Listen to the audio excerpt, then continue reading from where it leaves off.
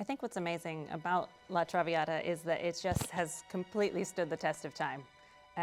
There's a reason it's so popular. The themes are enduring. The redemptive qualities of love, freedom and what it means to be free, particularly as a woman, I think in any time period, and the power of personal choice, the power of choosing love and what that means in reality, how idealism and realism sort of come up against each other.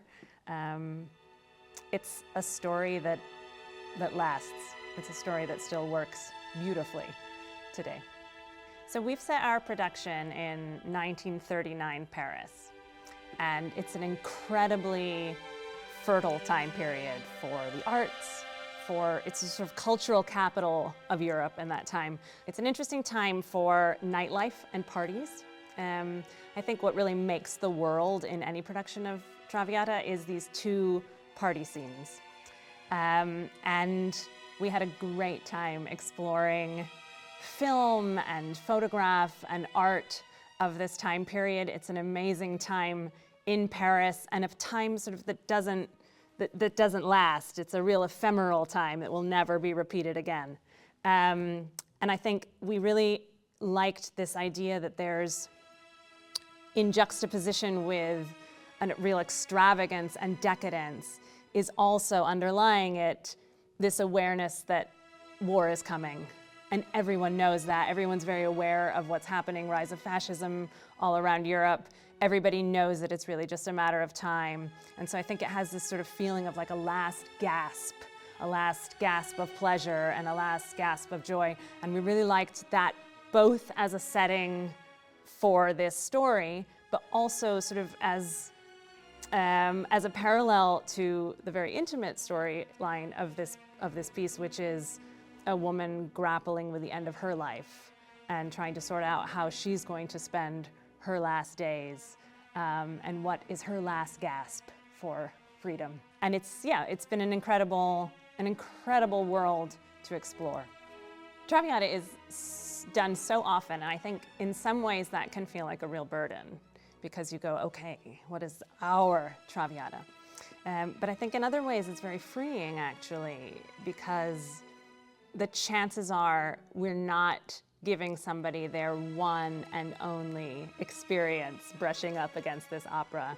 And so I think finding just exactly the story that we wanted to tell with this piece has been really a joy. And one way that we've thought about it a lot, and it has informed all the choices of how the set functions, how the whole world functions, is really thinking of it as a memory play, that the opera starts at the end of Violetta's life as she remembers back these very core moments in her journey and how she's gotten there, so that the whole thing has, I think, a sort of a quality of memory that can sort of afford us certain opportunities that take us out of reality, that take us out of any kind of strict naturalism.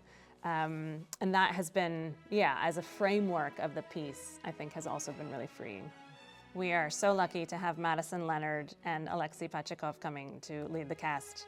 Madison is doing her very first Violetta here, and I cannot wait to see what she brings to it. I think she has the most beautiful combination of vulnerability and a real fierce strength that she brings to everything she does. And she and I have not worked together in a very long time. We did Romeo and Juliet together a long time ago. I can't wait to see her Violetta and to build it with her. And of course, we know that she and Alexei already have a beautiful chemistry, and looking forward to building on that as well. I think the most important thing is that we go on Violetta's journey with her. And there's something magical in the fact that it's a story that lots of us know. And we do know how it turns out, and it turns out tragically. But I think as you go through it, ideally, you hope that it's going to turn out differently. And you really, you hold on to the hope for as long as she does. and you experience all her joys and her really low lows with her.